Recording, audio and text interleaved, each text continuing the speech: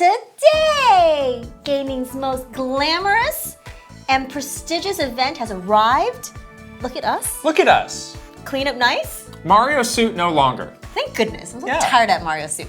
But anyways, we're here to reveal our Game of the Year awards. This is the big one. Happens once a year. Yes. We are here to celebrate the best, the brightest, sometimes the worst of the year. And there's a lot of great things to look back and reflect on. Especially butts. Mostly butts, We can definitely reflect on some great butts of 2024. If you were wondering, we'll not keep you in suspense. We will be awarding a new BOTY winner for the year and BOTY Hall of Fame, baby. Inducting a very deserving, well, I don't want to give too much away about what this is, but into the BOTY Hall of Fame. Yes. Yes. That is the greatest honor you can receive. Oh my gosh. Is getting into the Kit Krysta BOTY Hall of Fame. It's incredible. That's truly the greatest honor. Forget Game of the Year. No. Forget getting that trophy or whatever. This is the greatest honor. We have so many.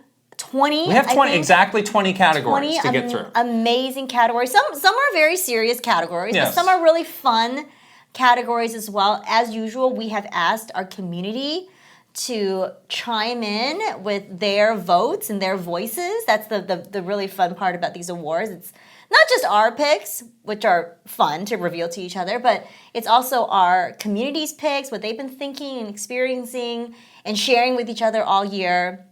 So I think we had almost 300. We had hundreds of votes. Hundreds of votes. And yes, so here's how we're going to go through these. For the first 19, we're going to be revealing the community winner, your winner, and my winner. Right. So we'll have 3 individual picks for each of these categories. But then when we get to Game of the Year, we're doing something different here. This is fun. This is fun, and I still don't really understand it, which is why you had to do it. I was up late last night tabulating votes, where we are going to we have found a way to come up with a comprehensive community top 10 list. Whoa! All of our community got to vote on Patreon. Every one of those votes, depending on if you put a game in 10th place versus first place or somewhere in between, gets you a different number of points. Yes. So I was up into the wee hours of the night. You sent me a text message very late and said, my brain has melted. It really had. I feel like I've taken the SATs. I did. This is exactly what you said to me. It was just multiplication, adding these big numbers up. And it's like, oh my gosh. And I had to do it. We had 60 games eligible for Game of the Year. So that was times 60. Can you believe that? No, I really still don't really understand it. So we're going to have the community top 10 and the community game of the year. And then we're each going to do our top 10s, which we have not seen. No, this is, again, a surprise to each other. For the first time, yes. And then we're going to take a short break. And we will, again, I will be back to tabulating. Back to math. And we will come back with the overall Kit and Krysta top 10 games and the game of the year for 2024. Oh my goodness. So exciting, so incredible. Now you know this is legit, for the first time ever. Yes. Look at the transparency. First time ever. Of which we were telling you the methodology. Transparency. How you guys have voted. This is your votes as well as ours. So this is truly. Thank you to our partner PricewaterhouseCoopers for keeping it on the up and up. Thank you to the Apple calculator, That's the what iPhone calculator. Really Actually, the goty goes to the iPhone calculator. Thank you. Incredible. Incredible. What a goat that was. I could have used the Switch calculator. AAA calculator. Calculator. No, I didn't trust that thing. I don't trust that thing for this. This is too important. Exactly. Oh my gosh. This is the most official thing ever. Yes. Look at how we're dressed. This is how you can trust us. I do have a small reveal for the people watching at home, which is I'm wearing the tuxedo on the top, but not on the bottom. I have very comfortable pants. You have like sweatpants. I am wearing pants, but they are comfortable and they are down here. That's okay. You can only see us from the top. You were upset about this. I'm like, nobody can tell. This is what the talk show host well, do. Look, I have to wear something from the top and bottom. Well, congratulations. Once again, who is the loser? Who is the person that has to suffer? Me. Me. I like how we said that at exactly the same time. This is the victim right here. I have to wear a whole thing. No, just kidding. We love this. We love getting formal for this very important. I really look forward to this. Once a year. Extravaganza. I've been looking forward to this, no joke, 4 months. And I think we have this fun new way to do it. It's going to be so great. It's going to be so interesting to see what people pick. I'm just glad that you did it, honestly. Like you still don't understand. When you first told me about it, I was like, as long as you do it, again, great, go for Eurovision. it. Great. Eurovision. That's all people need to know. Fine. Okay? Great. Yes. All right. Without further ado, let's get into our first award, which is going to be Best Graphics. But first, we have to shout out our great sponsor. This podcast is sponsored by Pretty Litter. Thank you, Pretty Litter. We all know cats are picky, and so are we. Very picky. Especially when it comes to our cats, and we've gone through a lot of different cat litters over the year, and the best for us by far is Pretty Litter. Yes, it's seriously the best. I love Pretty Litter. It is very non-clumping, it traps the moisture, but the best thing of all, it has these color-changing crystals that can tell you if your cat is not feeling well. I wish all the time, like, can I just ask you, why are you doing that, Mr. Kitty? That's what they always said, that the veterinarian is the best doctor in the world because the patient cannot tell them what's going on. So now we have this great, advances that you can finally get a first glimpse at something that might be happening. Yeah, it might indicate something is wrong with your pet that you should take them in. And also the vet can only do so much. You're the person that's living with this pet all the time. So you actually know best. And if there's anything out there that can help you, give your pets a chance at better health, like, I'm all for it, and that's what Pretty Litter does, and I love that. It also gets shipped right to your door. You live at the top of a very tall building. I cannot be lugging no trudging out, litter. lugging around a big thing of cat litter, dusty? then all the way up to the top. No, have it shipped right there. Yeah. So, Pretty Litter is amazing. You have to try it. Go to prettylitter.com/KitandKrysta to save 20% on your first order and get a free cat toy. Oh. That's prettylitter.com/KitandKrysta to save 20% on your first order and get a free cat toy. prettylitter.com/KitandKrysta. Terms and conditions apply. See site for details. We'll put the link over here and also the QR code that you can scan and just get right to the site, and also in the description below. All right. Here we go. Our first category is Best Graphics. Best graphics. Best graphics. Okay, very serious category. With all of these, we always have 6, or for most of them, I should say, we have 6 nominees. Let's go through the nominees for this. It is Final Fantasy VII Rebirth, Astrobot, Thank Goodness You're Here, The Plucky Squire, Dragon Quest III HD 2D Remake, and Black Myth Wukong. Wow, such beautiful games this year. Different. Some contrast here. We got some games that are going for realism, some games that are going for whimsy. A cartoon look. Some things in between. I like that because sometimes you get to a year where all the games, they look great, but they kind of look the same. Yeah. And this year was not that year. We had so many different kinds of amazing graphics, and I'm glad for that. Yeah, I like that these are kind of it's not just most graphics. It's obviously it looks great, but there's also some really strong art direction behind it as well. Exactly. Yeah. Well, let's reveal our community winner, which is Final Fantasy VII Rebirth. Wow. Definitely it's a great looking game. If you're playing that on a PS5 Pro, I don't have one, but by all words, it sounds it's got a big upgrade there. There is that moment when you go into that first big open field. Yes. Where it was like a mind blown moment, like wow. I thought you were going to say when Tifa walked up in the swimsuit, but sure. That too. Yeah, that too. Wow. Girl, wow. Everyone, wow. Those are some good graphics. Yeah. Would you like to reveal your pick? I would. My pick is a late edition game, Black Myth Wukong. Really? Yes. Oh, fascinating. I gotta say, I'm a little biased. Wow. Okay, because I really had some sort of emotional, Yes. When I saw this game, I had a very emotional response to it because it was very rooted in Chinese mythology and reminded me of stories my mom used to tell me and stories I grew up with, and seeing that realized in this very unique art style, especially that first area. Yes. And then that first really sort of nice cutscene that you get after you complete that first chapter. I was just my mind was totally blown away by how beautiful, and it just has a very unique signature that's rooted in Chinese paintings and calligraphy, and it was really beautiful. So yes, I give it to Black Myth Wukong. Well, we're gonna have 3 different winners here because my pick is Thank Goodness You're Here. I thought you would pick that one. That was a close second. Finally, realizing the dream of playing a cartoon. Which, it really is. It's look, when I grew up, people were trying to do a Simpsons game that looked like junk. You had to kind of take these liberties to do what you can in a video game. But no, we are finally at a point. Yes. Where this small indie studio can make this game that looks seamlessly like you are playing a literal cartoon. I don't know how they did it. It looked great on the Switch even. It looked amazing on the Switch. Everything looks incredible on the Switch. I don't know how they did it. The irony too, though, is they come from this real dreary part of North England. Yeah. And they made this game that was just so bright and Indeed. colorful and like just there's something about it that really looked so vibrant.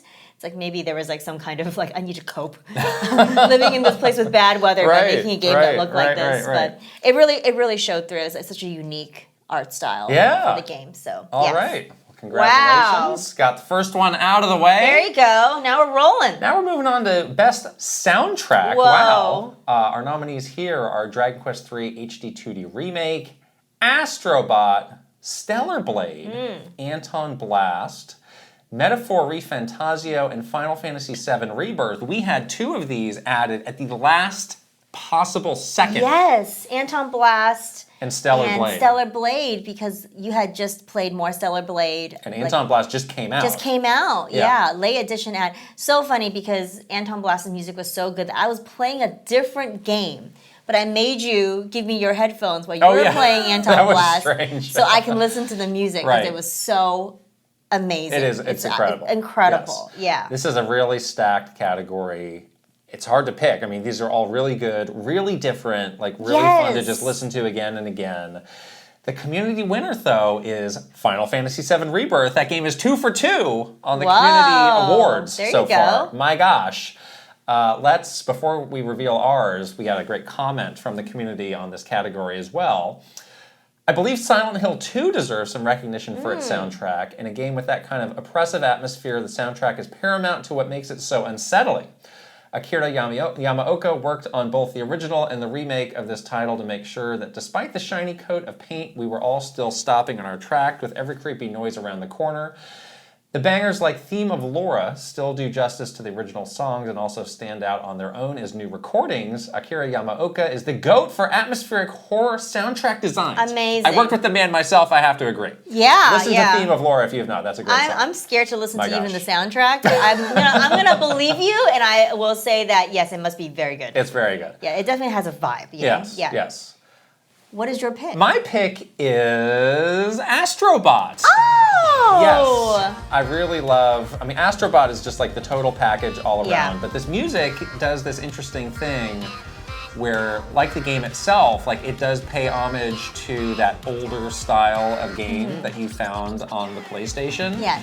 And just seemed to match like that kind of futuristic robot, like It has a little robot beeps and boops there was kind of music that you got like a lot in the 80s that was like, oh, it's Dr. Roboto, you know, that kind of thing. Got some like synthesizer going, and this is different, but this is like a much more modern take on that that just fits the overall theme of the game. And like there were some like songs I just went back to again and again. Yes. These are so good. I'm hearing the song in my head right now because it is so like memorable. It's very cute. Even when they did the Game Awards, they had to have the little robot voice. Yeah, I think it's really cute though. It's great. It's very cute. So that's my pick. All right, my pick is, with the community pick, is Final Fantasy VII Rebirth. I can't. You can't what? I can't not pick it because it's just too good. Okay. I loved it then.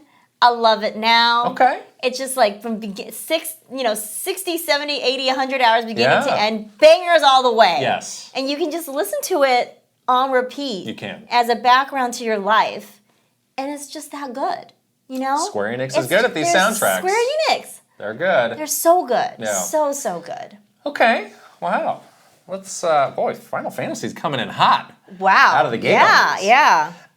They're nominated also in our next category, which is Best Narrative. Ooh. And the choices are Final Fantasy VII Rebirth, Like a Dragon Infinite Wealth, Metaphor ReFantazio, Tetris Forever, Amio, I think we have this backwards, Amio: The Smiling Man Dash, Famicom Detective Club, and Dragon Age The Veilguard.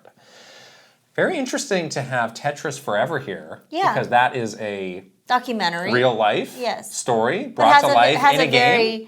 Very exciting narrative. I love that we're able to include that game here because there's all different types of stories being represented in games here. I love that.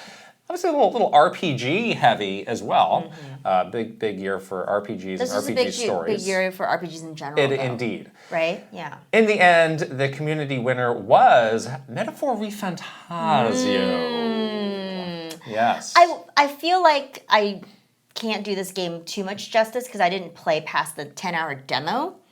But the story was pretty interesting. It had like Yeah. a very like that kind of traditional fantasy type storyline, which was really, really compelling. What is that question it asked you at the very beginning? Like, is a fantasy just a fantasy? Is a story just a like that? fantasy? Like, something like that. And it's like very much like that thing, like a Disney movie where the book opens Right, and blah, blah. right. Yeah, so it does do a lot of that kind of like classic storytelling. Yes. Which I really liked. I thought it was cool.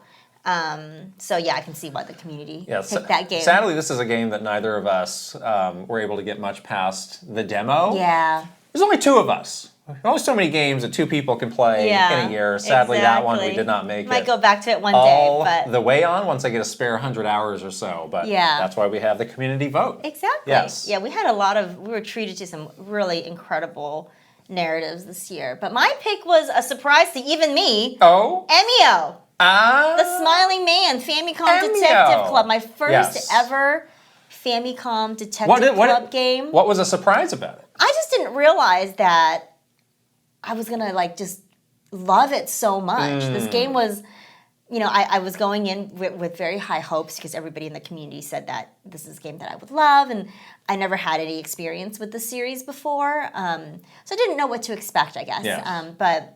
And I was also a little scared. Like I was just like, it's gonna be like horror. You know, it wasn't, but it definitely wasn't happy or anything like that. But the story was just so incredible. Yeah. And I mean, oh my gosh, talk about something that sticks to your bones afterwards. I thought about it for months afterwards. I was obsessively like listening to audiobooks that inspired stories like this from like old Japanese authors. You cried in the spoiler cast? I cried. I still think about it and I kind of get a little misty. I mean, it really sticks with you. And that's what makes a great narrative is it stays with you. Yes. You know? So, wow, that was such an incredible surprise and such a great game that I just didn't expect this year. That's my pick as well. Wow! I mean, it is a visual novel, so it really does live or die on the strength of the story. Yeah. And yeah, this is my first time playing a Famicom Detective Club game as well, and you just are hooked pretty early on of like wondering what it could be, and the game is great at throwing some twists your way. Yes. And thinking maybe you've got it solved before revealing no you don't. There's more to be there's more to be shown here, some really interesting characters with a lot of depth and a lot of just kind of real human tendencies. Yes. And God, that epilogue. Yeah, like you said, just the most gut-wrenching. Right. Yeah. Just to again make you look at the whole story in a different way at the very end. It also makes you look at Mr. Sakamoto in a different way. That Absolutely. He's been Mr. Metroid and Mr. all these other games. Also, like Mr. Nintendo. Like Nintendo is not the type of company that typically makes games that go this hard in terms of these dark themes. Yes. And he like went 110% for it. And I really respect him for that. Right. Like that's a tough thing to do, Absolutely. you know? So yeah, wow, what a game. Okay, we got a fun category coming up next It's a good one. here. It's a good palate cleanser. Most annoying character. Huh. You're like, it's you. The first nominee is Krysta. In a year full of great games, that's natural. There are going to be some characters that don't quite click for you. Yeah. Let's go through our nominees. We have Snoutlet from Mario and Luigi Brothership. We have Grampy Turnip from Mario and Luigi Brothership. We have Eric Tomizawa from Like a Dragon Infinite Wealth. A little Eric Tomizawa. We've got Daisuke Kamizawa from Emio the Smiling Man Famicom Detective Club. We've also got Pikachu EX from Pokemon TCG Pocket. And finally, Yuffie from Final Fantasy VII Rebirth. I will have to say, after we put Yuffie onto the voting list, we immediately kicked ourselves because we realized we should have picked Chadley. Well, now I've actually come around the other way. Come around? Chadley's definitely annoying, but I feel like after the first 10 or so hours of that game, I didn't really have to deal much with Chadley. True, Yuffie was just around. Yuffie's like in your party, in your ear the whole way. So I think I feel okay. I can understand like the high frustration with Chadley, But I feel like a lot of these other characters are ones that are with you, or they pop up at the wrong time and just rub you the wrong, like Grampy Turnip, like you're pulling that thing, and you're like, oh gosh, now I gotta... The Room of Grampy Turnips. I gotta listen to this for 5 minutes now? That broke me. Yeah. The Room of Grampy Turnips, it's just not okay. Now again, like just on the cutting room floor, that diode, Brothership almost pulled off the rare trio of nominees and most annoying character. The dancing diode, that guy. You don't like that guy at all. No, by the end of that game, I had seen enough of him. Let me tell you, my gosh. Oh my. We have a surprise winner though in the community vote. Pikachu EX. People did not love their online battles. Apparently. Perhaps inspired by my rant. You ranted hardcore about Pikachu EX. As a Pikachu EX user. Who gets a free pass of neither having to evolve into Pikachu or into Raichu before getting the vaunted EX card? No, just right off the gate, boom. Basic card, here we go. Round one, I'm putting that down and I'm starting to zap you. Here we go. This is annoying, isn't it? 90 plus damage if you have a full it's so deck. Annoying. It's a pretty cheap card. Oh my gosh. It's a pretty cheap card. So I will admit that the community is right where it is pretty cheap, and it can be very frustrating if you have to contend with that in your online battles. So, yeah. But mine is Grampy Turnip. I cannot. I knew that yours would be one of these two from Brothership. I knew it. I'm telling you, that room in the last dungeon. Somehow I missed this room. Thank God. Because I don't know how I was stuck in that room. There was like 20 of them, and I could not get out of the room.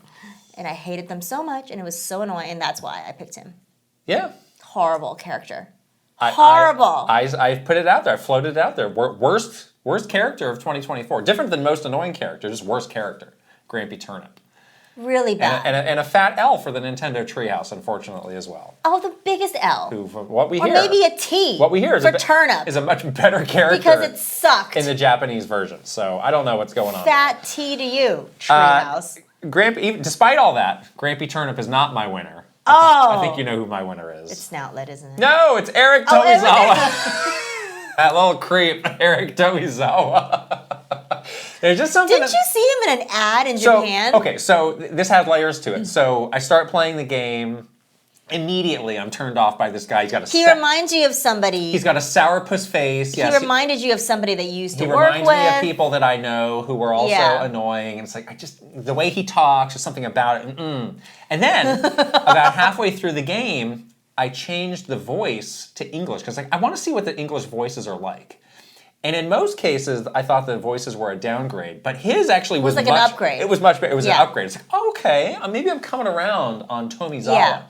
But then around the time I was finishing the game, I started to see these photographs of Eric Tomizawa was actually like a real person. A real person. In Japan. I was like, wait a minute.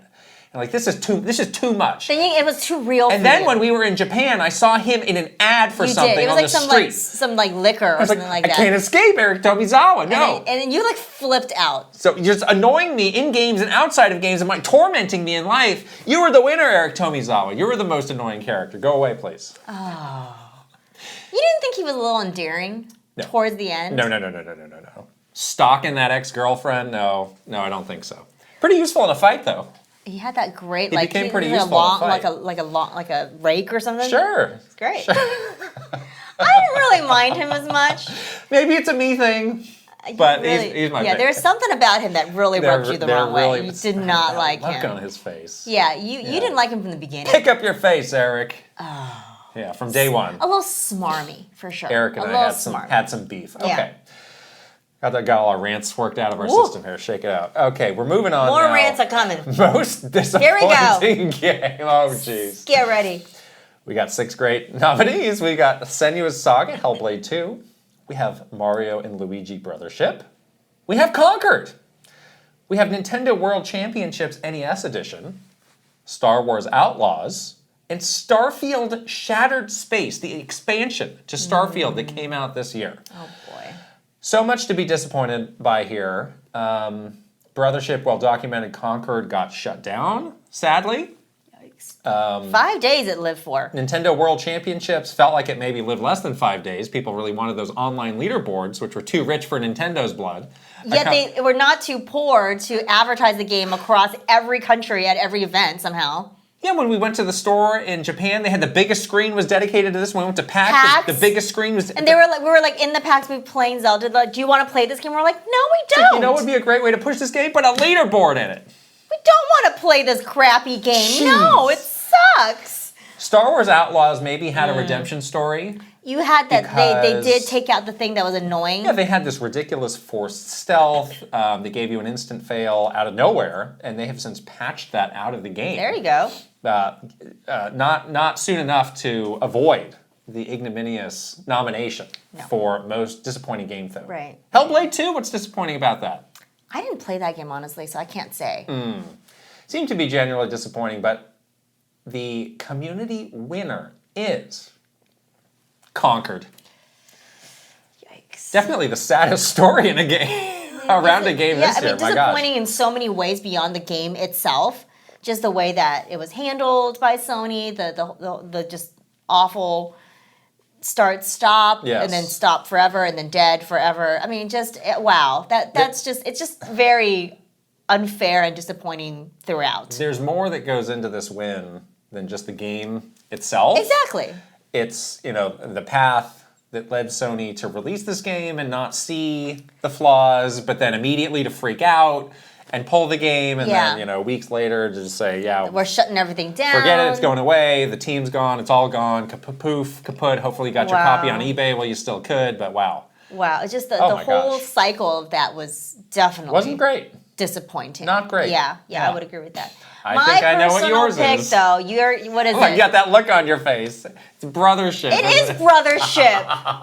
the reason why is that, like, all these other games, I never had high hopes for. Like, I was pretty, muted on all of these other games. Like, I kind of didn't really care about Concord because it's not a game that I was, excited about. All the other ones, I wasn't going to be like, I can't wait to play this game and then be disappointed by it. But Mario and Luigi Brothership was, I cannot wait to play this game. I was so hyped. Roll the tape of my reaction during the announcement in the Nintendo Direct where I popped off because I was so excited. Leading up to the game, so excited. Playing the game, could not be more disappointed. And that cycle was really... It shocked me, honestly, because it's been so long since I played a Nintendo game that truly was a bad game. And it was such as I was playing 48 hours of it, I was like, I can't believe this is happening to me. What the heck? How is this so bad? It was insane. I couldn't believe it. It was Would so you like jarring. my pocket square to dab your tears? To dab the froth out of my mouth as I go absolutely blah, this game. If you are out there and you agree with Krysta, I have good news for you. Our spoiler cast is going to be out any day now on this game, and you can hear a lot more of that ranting and raving from Krysta. The spoiler cast is called Mario and Luigi Brothership: Krysta Needs to Rant. Oh, my feelings on that game remain a mystery. So your feelings are different. I have a poker face. I'm like James Bond rolling up to the table. James Bond also wears sweatpants. And Monica. Drinking that martini in these sweatpants, yes. Oh, yeah. Yeah. He's comfortable. Well, my pick is, ironically, a game that I didn't even play, which is Starfield Shattered Space. Oh, why is that? So I remember we were at the Xbox... Summer? What would have been E3 event. Summer event. And this was part of that great event that they did. Really good event. I was like, oh, okay, expansion for Starfield. Maybe they're going to try something new or get that back on track. Because I think we were both a little meh on Starfield. And we beat the game. After last, we played through it. We played through it. We played, And over time, my feelings on Starfield have kind of soured also. And this was such a disappointment that it had been out for weeks before I had even seen anybody mention the fact that it had released. And when it did, I thought, oh, interesting, that came out. Let me see what came of that. Because again, I had it socked away in my mind. And people were not happy with this. They were like, this is the same old Starfield, maybe worse than the base game. Bethesda has not learned. So I just, Bethesda, you need to get back on track. What is happening over there? it's too bad, really. My gosh. That's really too bad. What a wasted opportunity that was. Yes. Because they invested so much resources, so much into Starfield.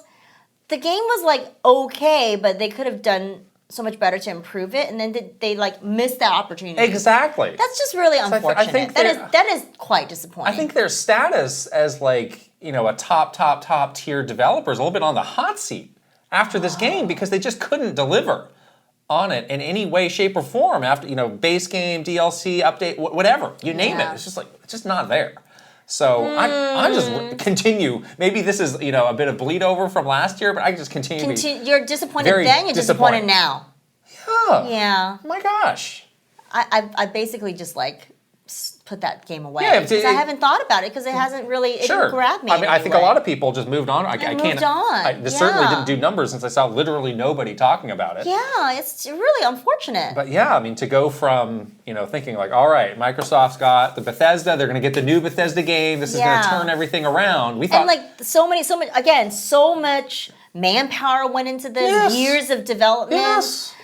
You know, all these things leading up to it just like kind of just withered away so quickly. It was just a dud. It really is. Just it's too bad. a dud. It's too bad. Let's Anyways, move on to something happier. yes, please.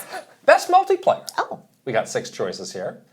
Grand Blue Fantasy Relink, Super Mario Party Jamboree, Helldivers 2, Call of Duty Black Ops 6, COD Blop 6, Codblops. Warhammer 40k Space Marine 2, and Marvel Rivals. Late edition. I played all of these games. I did too. No, I didn't. You did not. I didn't You play did not play Warhammer. Grand Blue Fantasy. Oh, I didn't you play did not Grand Blue play Fantasy. Warhammer 40k. Okay, I played- Did you play Call of Duty Online much? I played it once. You played. Okay. Well, that narrows down your potential picks here. I know. But yes, really interesting group of games here. I think Grand Blue Fantasy is the wild card. I really want to play this game with you. Really? When we have the chance, or when you eventually get it, I'm sure. And we have a very one of our mods in our Patreon community, the Shark Among Men, is the #1 advocate, #1 fan for Grand Blue Fantasy Relink, and I picked the game up because of him. And I'm very happy I did because it's a very fun game. Maybe we can play with him. That sadly is not the winner of the community vote. Oh. This is This was crazy an vote. overwhelming majority. Landslide. This game got over 50% of the vote. Most of these, We're balanced. as the person looking at all the results, I saw some of these results. I saw that. I saw them. The winner would get like 20 to 30%, and you know all the things they'd get a good amount of votes. This got over 50% of the vote. It's Super Mario Party Jamboree. It's the meat. Dominant. The tastiest meat Oh my gosh. gets the most votes. That meat is. We have another category with the meat later on, so that will get its day in the sun. It's due. Yeah. Yes. So, but yeah, I mean, this was a very good Mario Party game. We played this with our community. Yeah. We played this amongst ourselves. We did. Really solid. A lot of really fun modes. Some of those new modes that they added. It's pretty good. Pretty good. That Bowser mode. I definitely. What is it called again? That and the Koopathlon. Oh, the Koopathlon. Koopathlon. Koopathlon. I prefer those to just playing normal Mario Party with board game But mode. also like the daily challenges, like those are fun. There's a lot to like here. So Yeah. I this is not my pick, but I can't hate on this. Oh, this was my pick. Community. Wow. Well, I guess if you didn't play any other games, I guess it did must play be. the other games, but I Okay. loved this Mario Party. I honestly loved it. I loved it from the moment we played it at PAX. I loved this Mario Party. I usually don't even Put that like- on the box. I don't even like Mario Party. You kinda really that don't, much. yeah. And then I ended up playing this a ton. And I really liked it. I was really obsessed with that Koopathlon.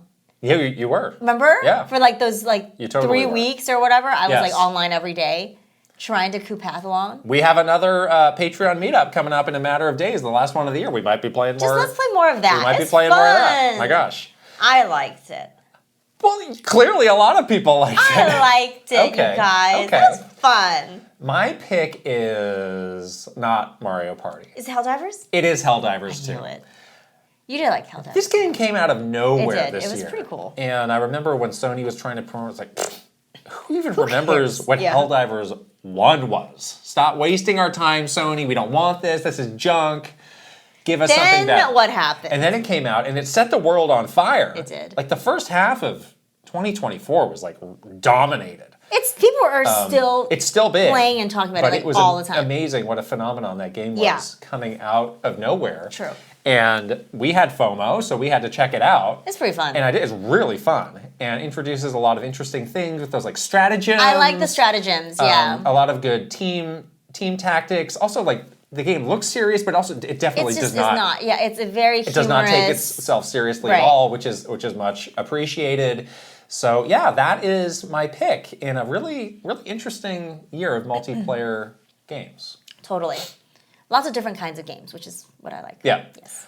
Okay, we now have another fun one. Oh, this is a good category. The most forgettable Nintendo Switch release of 2024. This is a new category we added just for this year because there were so many forgettable Nintendo Switch games. Which is hilarious. We had last year, I think it was like most forgettable game just in general, but this year, the Switch lineup, it kind of was what it was. Yeah. And there were some good ones, but there were also a lot that just came and went. And when you went back on the year, like, oh yeah, that came out. That happened.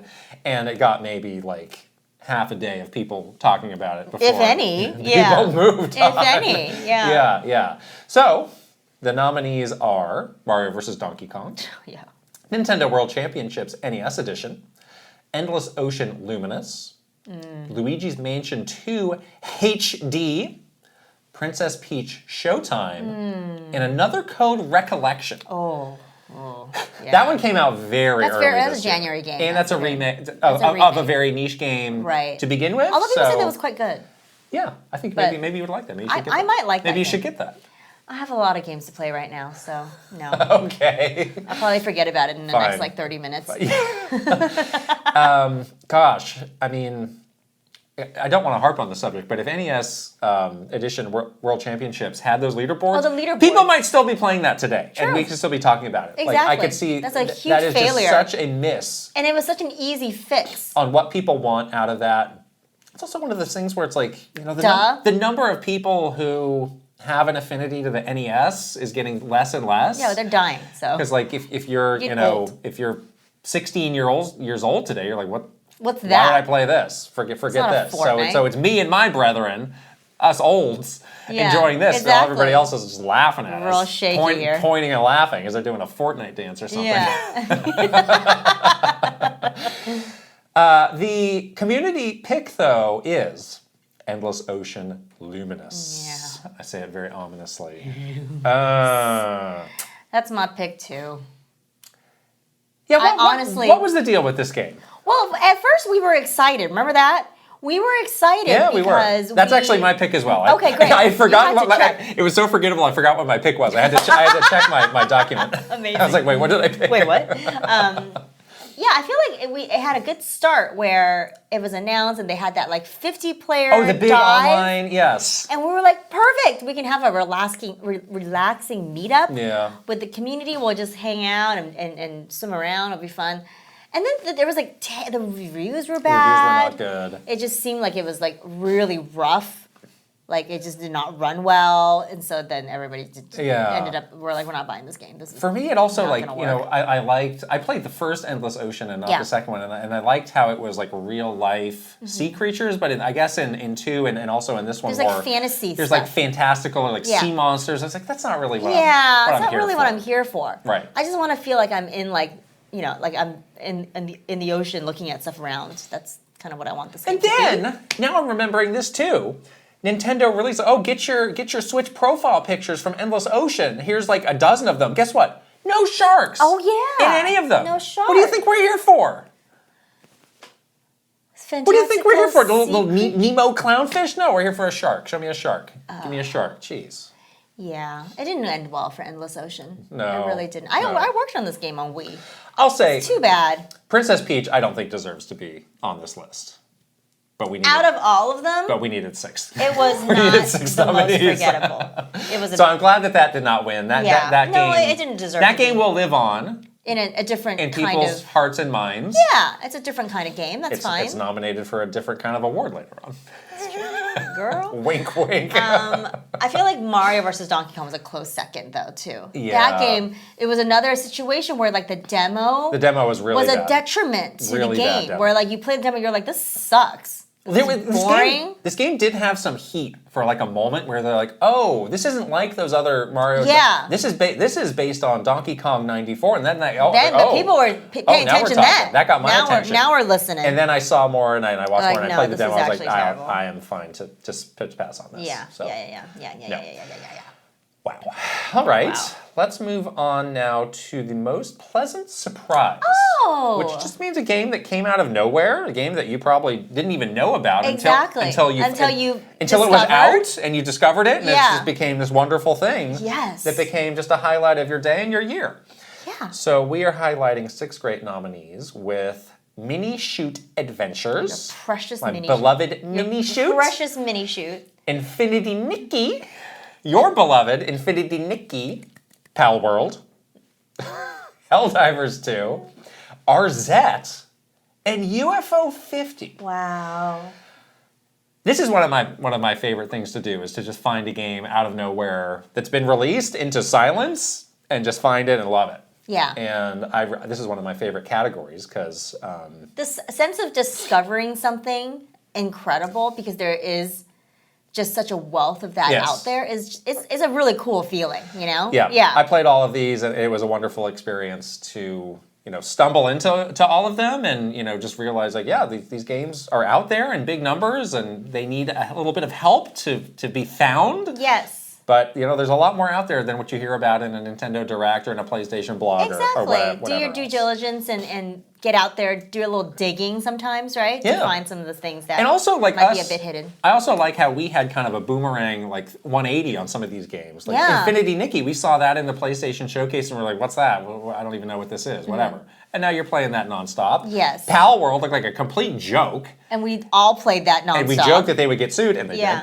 We played the Zelda CDI games, and we thought it broke our souls. And then you played RZ and was like, oh my gosh, it's so good. We played those, and I said, like, these are lame, but like there is like some kernel of some good ideas here. And then people said, like, hey, have you heard of this game RZ? And I got that. And that game's great. Exactly. So it's amazing. It's very cool to have that moment. Yes. So the community winner is UFO 50. This game is incredible. 50 games. I really can't believe they made 50 games.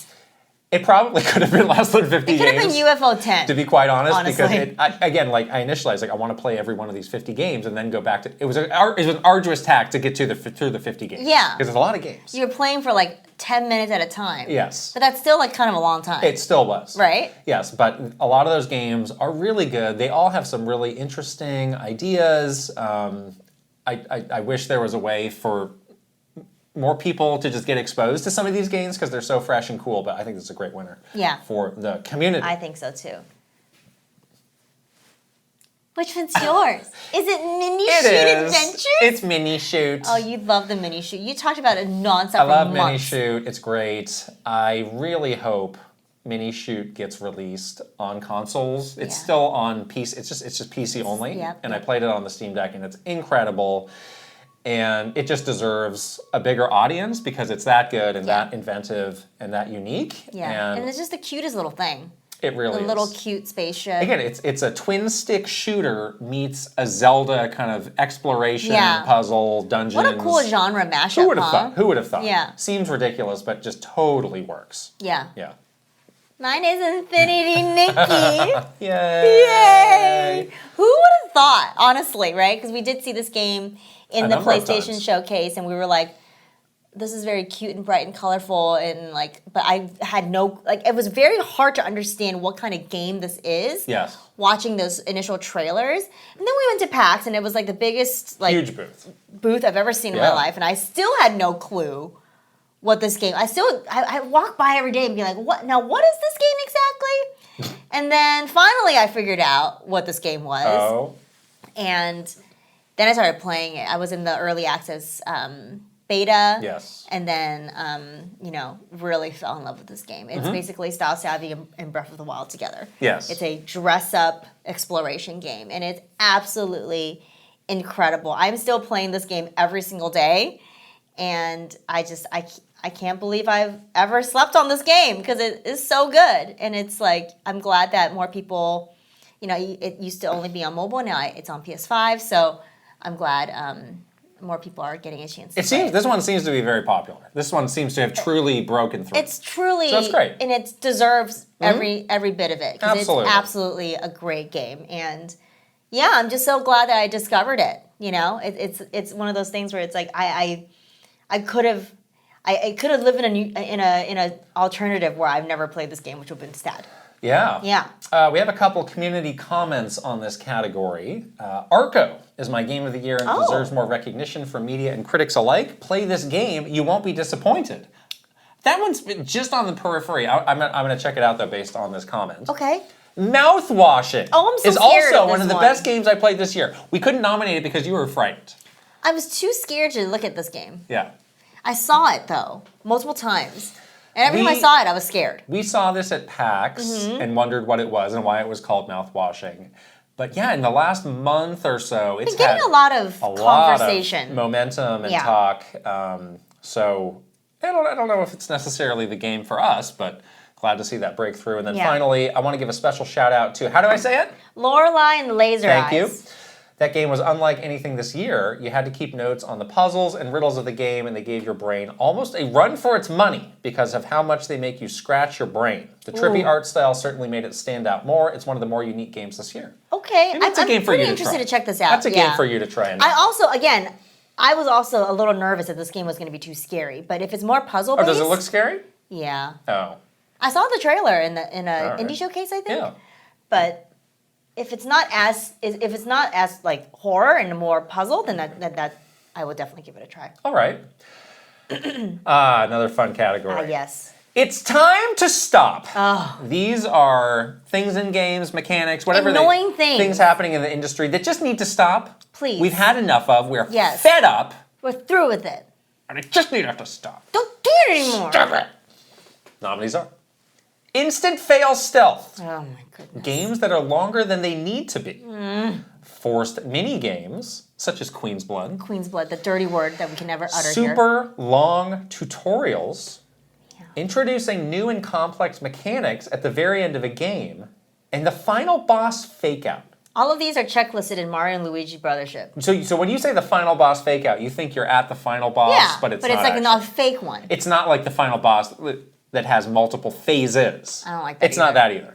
Okay. I don't like either of those things. Okay, yeah. I mean, all of these, I definitely feel and experienced all of these. And they're not fun. It can ruin a game for you. It truly can be one of those things where, like, you were having so much fun with this game and you were loving it and you're having a great time. And then they throw in one or a combination of these things. Yeah. And then you're like, you just ruined it. You just ruined this game for me. What's the game that had the long tutorials this year? Are you talking about Brothership here too?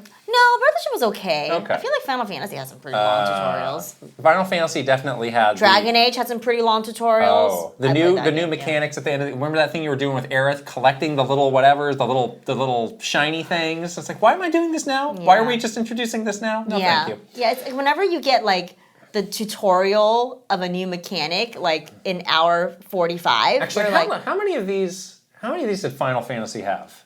Instant Fail Stealth, yes. Chocobo, Fat Chocobo. Games that are longer than they need to be. Yeah. Well, Forced mini. You didn't like that. Long tutorials. Yes. There you go.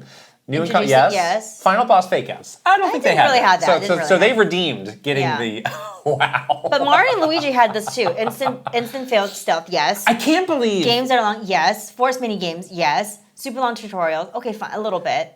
Introducing it, not really, and then they had a final boss fake-out. Instant fail stealth. I thought we left that like 15 years ago. I thought everybody truly we had understood. Clearly. Like, oh, this is people don't like this. Fun. This is a remnant of the 90s of like PS1 game, but no. I cannot believe. When you have to patch it out of your game because everyone hated it, it's like, why didn't you just know that in the beginning?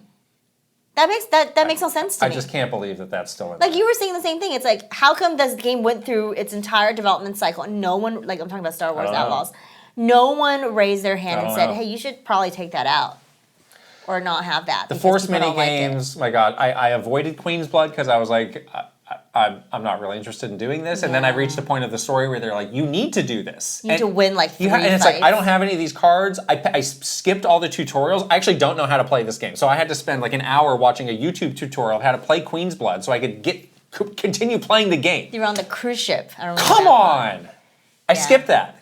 He's like, you can play this if you want. I don't want to. I'm gonna skip it. And here I was. Yeah. You better know how to play Queen's Blood. I kind of like Queen's Blood though. It was a really fun game. It seems cool. We have that later on in a more positive category, but I just didn't really want to do that in my Final Fantasy game. When you were like really invested in your Final Fantasy game, that's not what you wanted. Yeah, you want to keep the game moving. Especially when they had made it seem like it was optional in the beginning, and then all of a sudden it's not optional. Don't let me skip it if I have to do it later. Exactly. Oh my gosh. Anyway, the community winner is games that are longer than they need to be. And that is also my pick. What is my pick? I can't You don't know. All of the above. All of the above. I'm already mad. Let's see. I also have games that are longer than they need to be. I mean, this is a real bummer. Yeah, it's a real bummer. Because it's like you can feel the padding. You can feel what it's like, we're not stupid. I can see what you're doing by making this game longer than it needs to be. But why? It's plenty long to begin with. It's like I don't feel like understand. I don't know if this is true, but I feel like the thought process might be like, we spent 10 years developing this game, creating this game world. Like, we need to do everything possible to make you, the player, stay in this environment. So we're just gonna get cheap to make you do that. Like, I feel like that might be the thought process. People who like have the compulsion to do everything in an open world. Like the people playing Final Fantasy, like I really felt bad for them because most of that stuff was not worth doing. No. And it just like grossly expands your time with that game versus just going ahead and playing it. And then but that's not even the worst kind. That's not the worst like, atrocity with this annoying thing that people do. Like those Final Fantasy things, the open world stuff, that is optional. Now, you might have a compulsion. Well, fine. Let's talk about the last dungeon of Final Fantasy then. It just went on and on and on. Yeah, the last dungeon was pretty tough. And it stinks when you're playing a game that's really good, that you really like, and then you hit this point, you're like, I really kind of want to wrap it up. It's like when you're at a restaurant and you're done eating, I just want the check. Can I just get the check and the waiter's nowhere to be found, and you're just like, I'm kind of getting soured on this whole experience right now. Yeah, I had a great meal here, but now I just want to go home and you won't let me. Yeah, it is. That's why I picked it, because it could ruin, like, the last 3 hours could ruin the last 60 hours. Absolutely. If you don't let people wrap it up. Yeah. And it's annoying. I don't know. We're on many years of a lot of people saying like, yeah, these games should be shorter. So I don't know when it's actually going to happen. And this year especially, we had, after this unanimous victory, the industry will take note. I mean, we had like many 100-hour plus RPGs this year. Sure did. And some of them were quite bloated. And it was like, I think we're good. You had so many all-nighters before spoiler casts. I did. It was like college exams or something. I had to beat an octopus for like literally all night. It was terrible. Yeah. Okay. Moving on. Best remake or remaster. Oh. This is one Stacked where category. There were so many. Like, honestly, this could have been a dozen nominees because there were so many great remakes or remasters. But our 6 nominees are Final Fantasy VII Rebirth, Castlevania Dominus Collection. Didn't see that coming. Paper Mario The Thousand Year Door, Dragon Quest III HD 2D Remake, Wizardry Proving Grounds of the Mad Overlord, and Silent Hill 2. Wow. Boy, wow.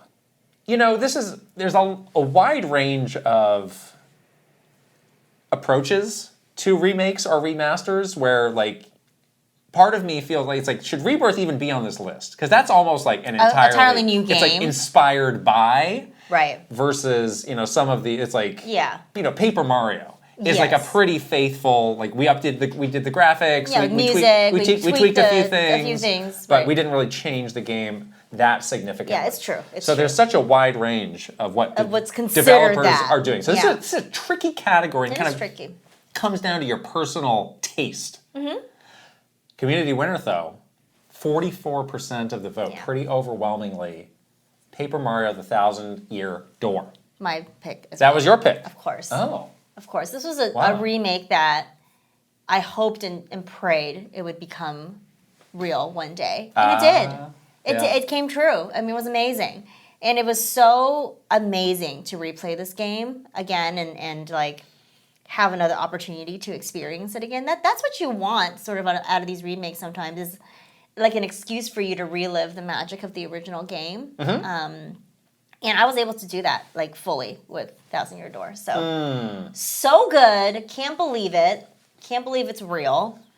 Amazing. And you had to play it for the first time. I did, and that was a great experience, and I probably would not have if that remake had not been released. Exactly. Yeah. Despite what I just said, I'm going with Final Fantasy here. Oh, really? And this was tough for me because, again, like part of me does feel like it shouldn't even be in this category. Right. But it was just, such an ambitious take, such great characters brought to life. For the first time, I really feel like interested. I didn't play Final Fantasy VII. Like that game didn't click with me on the PS1. But I finally am feeling like, yes, I'm getting invested in this world and the story. I'm seeing what makes that so great. And I do now want to go back to the PS1 Final Fantasy VII before the next game comes out. I've got a couple years before they wrap it up. I can't believe it that it's almost time for it's going to be time for the next game. It's not almost time. I mean, but it's definitely not. It's like we're they're working on it. 2/3 of the way there. Yeah. Yeah. Which is started 10 years ago, but yeah. It's pretty incredible though if you think about it. Just this resurgence for this game and what they did to like bring it back to life and modernize it. It's a really amazing thing to have happened. And it's still extremely relevant after all these years. It holds up so well. Story that still works, characters people still love. Yeah. Got some comments on this one. People were not happy about this omission. I know. I really wish Persona 3 Reload got more recognition this year, especially for the new songs that they added for this game and the remastered soundtrack. The gameplay is so much fun, and the additions in this game make the characters feel more real than ever before. Persona 3 Reload did a lot that Metaphor didn't, such as having entirely voiced social links and the rewind feature that just made the experience amazing. I have not finished Metaphor yet, so I'm not classing it as my game of the year currently, but that is the spot held by Persona 3 Reload, as I love it and its characters so much. There you go. Okay. And one more thought to share from the community. Capcom did an incredible job this year bringing over both the Apollo Justice Trilogy and the Miles Edgeworth Ace Attorney Investigations Collection over to modern platforms. I played so much from both collections, and they seriously did a phenomenal job with the overall presentation, features, and content gallery for both collections. Also, finally being able to play the second Investigations game in particular is great because this game was never localized outside of Japan, but now with the AAI collection, it's great to have an official way to play one of the best games from the Ace Attorney series in general. Signed, Brewstash. Oh boy, Brewstash. I played these games as well, and I'm a huge fan of Ace Attorney, so it was cool to see them bring this, back. Yeah. I do think the Capcom collections are really nicely done. They present it in such a nice way. Yeah, we also got the Marvel fighting collection recently, which was great. And they do it.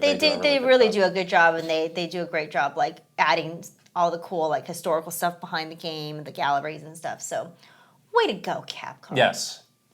We have reached the halfway point of the awards. I can't believe already.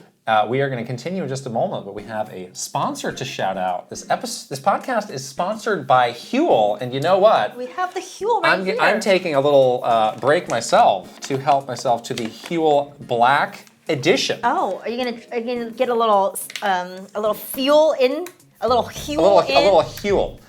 I love these because sometimes you just don't have time to have a proper sit-down meal. Like I'm not able to set my table, bring out my finest silverware, and cook myself a beef Wellington. No, I can have a Huel. Yes. I'm gonna have a nice sip right now. It matches your suit, the black and white. Delicious. Yum. Yes. So you have the vanilla flavor. There's also the chocolate flavor. They come in the ready-to-drink edition that you have. Yeah. But they also have these really nice like powders that you can just mix in with the smoothie bottles and just like shake it up. Yeah. So lots of different ways for you to like get your meal replacement. It's really, really nice and very convenient. Yes, and it's nutritionally complete. Like if I look at the back of the bottle, it's like we got this vitamin, we got that vitamin. Some things I didn't even know that I needed. You need the nutrition. So I am getting everything that I would out of a proper meal. But in this bottle, it's very convenient. It's really much sip. better than like having any kind of other snack. Like if you're hungry and you're like, I'm gonna eat a bag of chips. Yeah, that's not a good idea. That's not good. That's not a complete meal. It's not going to work. It does not have all of your complete nutritions in a bag of chips. But this will have all of that and keeps you full Yes. And it's actually like healthy for you, so that's really nice. Yeah, so access to quick and easy meals has not been this easy and tasted this good since ever. Don't believe me? Take the leap and join the community of hooligans with this exclusive offer of 15% off with the code KitandKrysta at Huel.com. That's 15% off with the code KitandKrysta at Huel.com. Unlock a healthier, easier way to eat with Huel. Nutritionally complete meals in minutes so you can focus on what really matters. We'll put the link over here with the QR code for you to scan and also in the description below.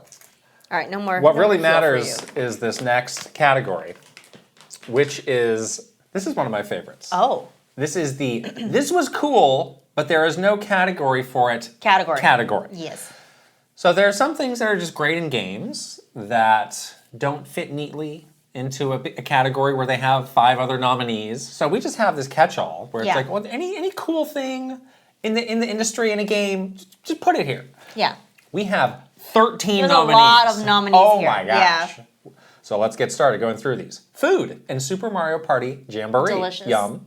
Tiny horses everywhere. You love that. So cute. Arzette's CDI-inspired controller. Queen's Blood. The comedy of Thank Goodness You're Here. Shadow's origin story and Shadow X Shadow. Hey, Sonic we all X Shadow read that Generations. story, right? Truly ridiculous. Kiryu's bucket list and Like a Dragon Infinite Wealth. We finally saw Metroid Prime 4. We sure did. Character cameos in Astrobot. Controller feedback in Astrobot. Immersive cards in Pokemon TCG Pocket. So cool. Pal World having a literal jail in their Tokyo Game Show booth. We saw that. You got locked in it. I got locked in the Jeff slammer. Keighley also got locked in it. And finally, Alarmo. Oh, we had to Alarmo. find a place to put Alarmo Little this baby Alarmo. year. Still booping away in the other room. Wow. Wow. So many options. Let's just get right to the community winner, which is we finally saw Metroid Prime 4. I got a pie in the face because I didn't think that we were gonna. Remember that? Yeah. I made the bet where I was prepared to shave my head because I wanted to cut my hair off. It was a bet that was And then like, I won had the no bet, teeth. and then I still cut my hair off. Yeah. But you got the pie in the face. I got the pie in the face. It was all worth it. Oh man, it was pretty exciting though to finally see it. It's like, oh good, phew, this game still exists. It's been so long, and people have been waiting for so Yeah. long, and you start to wonder, like, are they starting over again, or I know what happened. what's happening? Yeah, like, what's happening? just mention it, just We tell need us to- something. You But should we give got us something. we got a great look A at nice it. trailer, We got yeah. a really great looking trailer, and we know we're going to see a lot more of this game next year. year. Yes. And who knows how that's going to tie into the Switch 2 plan. So this is a Very exciting stuff. great choice. What's yours? Mine is the character cameos in Astrobot. Oh. Yeah, I just loved, I loved that because it was such a celebration. Like the whole game felt like this great celebration of all things PlayStation. It was like the 30th anniversary. So having all these cameos, having all these great, like, it wasn't even just a cameo, it was like those immersive levels. Yes. Based on those characters, like the God of War level. That just that had was me amazing. I was like smiling ear to ear for like the whole level. Yeah. It just really was a clever and joyful way of celebrating 30 years of amazing games on PlayStation. Yeah. So, yeah. I have an Astrobot pick, but it's the other one. The controller feedback, yes. Oh man, so good. Yeah, I mean, we've had Rumble in a controller for a long time now. I still remember plugging that thing into the N64 for Star Fox. Right. But it just has been kind of the same thing for, 30 years now. It's like, bah. But like they've really But the marbles. taken it to a whole new level that's so much more subtle, so much more aversive. And again, I cannot prove this in any way, but I feel like it helps my gameplay to have that feedback coming through the controller. It's got to be something to do with your like nerve reactions. There's something. I don't know. I It's not cannot scientific. explain it, but I feel that way when I play that game. It's like I'm doing better because I'm feeling what is happening to the character through the controller. Yeah, I can see that. It's And like immersive, This weekend we both played the holiday level on Astrobot, which you should all check out. I loved it. It's really great, and that just reminded me. I was like, man, nobody is even trying to do anything like this in a game, but it adds so much. And we finally, with the DualSense, have a controller that's capable of so many cool things. So true. So yeah, I wish just more developers were interested in that. Very cool that the Portal also has the exact same Oh, feedback. it does it? Oh, yeah, that's so great. I played that holiday level on my PlayStation Portal. Very and cool. yeah, it was the same exact feeling. It was really awesome. Okay. Yeah, I know. It's such a cool way to integrate that in a very seamless way. So we have a community comment about puzzle solving in Animal Well. I just want to shout out how special Animal Well is. It's not quite my goty, but it truly blew me away with both its incredible puzzles and its aesthetic. The game has many insanely complex secrets in it, but you only ever have to go as deep as you want. You still get a satisfying experience when played without diving into all that. It's a game you absolutely do not want to miss if you enjoy Metroid-like games, and it's absolutely my indie goty. wow, there you go. That's a good addition to the list. Yeah, that game is definitely very atmospheric. a throwback to like schoolyard, Nintendo Power. Did you know? Did you know that? You yeah, could do this? yeah, kind of exactly. tips and talk. Yeah. Yeah, totally. Oh boy, I'm excited at our next category. Vista King is here to Time proclaim. put on my crown. Best Vistas. Here are our 6 nominees: Final Fantasy VII Rebirth, Black Myth Wukong, Astrobot, Prince of Persia: The Lost Crown, Infinity Nikki, and Warhammer 40k Space Marine 2. I gotta be honest, this was a bit of a down year For Vistas? for Vistas. And yeah, last year we were really spoiled. We had a lot of great options, including Tears of the Kingdom. Oh, yeah. And it just felt like we had, the world of Vistas was at our fingertips. The world shrank a little bit this year. Yeah, not a very Vista-heavy, sort of open, sprawling, draw distance kind of game year. Yeah, and there's a lot that goes into like helping the player get the correct Vista that some of these games didn't do in the way that I would have liked. But I'm happy with these 6 nominees, and our community winner happens to be Final Fantasy VII Rebirth. Yeah. Which is a game that's definitely got some great vistas. I remember playing around with that photo mode. Yeah. And getting some beautiful pictures of vistas. Yeah. In Final Fantasy. It's not my pick, though. I would be curious to see this game on the PlayStation Pro, because I do feel like when you're in a Vista situation and you were looking out, some of the backgrounds got a little garbled. Yeah. Like the detail started you need to have that started to break crisp down. draw distance. And I think it's also something about like the way they made their trees or some of their environmental things. They're like, again, when you saw it from a distance, like, was it a speed tree? it's like, what am I looking at? Like it looks like 50% of a tree, 50% something else that's kind of weird. So that threw me off the scent. I have a surprising pick. My pick is Infinity Nikki. My pick is Infinity Nikki. Wow, yeah. Not surprising.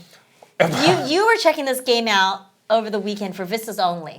I was. And I mean, this game is gorgeous. And I was watching YouTube videos. I was watching everything very closely. And this is an incredible Vista game with some really beautiful backgrounds, beautiful settings. It has all of the right kind of camera control. The photo mode in this game is incredible. Options. It's got a great photo mode, so you can line it up. Really great draw distance. A lot of things off in the detail. I won't go into all the details, but it checks all the boxes that you need. Yes, it really does. I was really impressed by all of the vistas, and I found myself doing that thing that I do often in Tears of the Kingdom Breath of the Wild, where I will be running around doing something, and I would literally stop to look out into the horizon, or look out into the environment. And it really does that. And it also has that sort of like Link paraglider mode where you can float above the landscape, and that's always beautiful for vistas. So, yes. Yeah. Shout out to Prince of Persia, the rare 2D game. That had a beautiful vista. That gets the Best Vistas nomination. That's very unusual and should be commended. Oh, I like this category. It's fun. All right, we have now biggest news bombshell. Whoa, there's always a lot happening in this industry. Some megatons being dropped. Some Schreier bombs coming out of nowhere. No. Let's go through our 6 nominees. They are Concord gets shut down, Nintendo versus Pal World, Switch 2 is backwards compatible, Nintendo Music announcement and release, the end of Game Informer, and Microsoft shuts down Tango Gameworks and Arcane Austin. Some of these are really unfortunate. Now, what if I told you that Nintendo versus Pal World got a mere 5%? I'm not surprised. Really? Because it's not a bombshell when you're not surprised by it. It's like, obviously Nintendo was so much time had passed, to though. sue. I think they felt they were out of the woods, and then boom, out of nowhere, sued. I mean, Nintendo's never going to miss an opportunity to sue. I was surprised at that result. You should never think that you're out of the woods. All right. They want to sue you. I'm not surprised by this. Itching a sue. The community winner, though, is Concord gets shut down. That was pretty crazy. Really nuts. Yeah. That was, I mean, after all of the fanfare they gave this game during the summer. Yeah. And all that stuff, it's like, first it was like, it was such hundreds of millions of dollars. It was a crazy progression too. First it was like, we're gonna pull this game for a little while to fix the things that are wrong with it. And then it was just like, no, we're just shutting it down. It's just gone. The whole thing's just gone. We're moving on.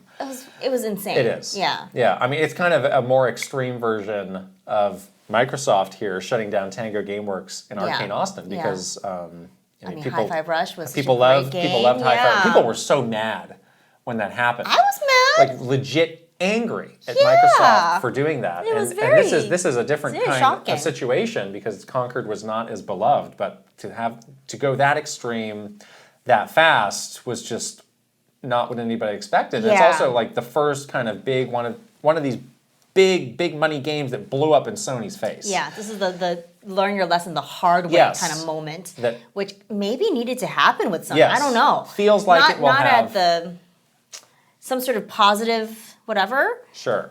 Too bad it came at the price of, what happened to Concord, but still, like, it's one of those things where it's like, in the long run, what is it going to mean for Sony? Yeah, it feels like it will have some sort of long-running repercussions on how Impact, that coupled with Astrobot being, such a positive story for them. Yes, exactly. It's like a 1-2. Those two things, if you're sign of. If you're John Sony at your end of year meeting, you're like, what are the takeaways for the year? Yeah. You're looking at these two things. Pretty clear, right, in your face. Well, hopefully you're not going, Hopefully you're going, oh. What does this mean and what should I do next? Hopefully there is a very clear realization of Shout out what to John do Sony. next. He's out there. Yes, way to go. Wow.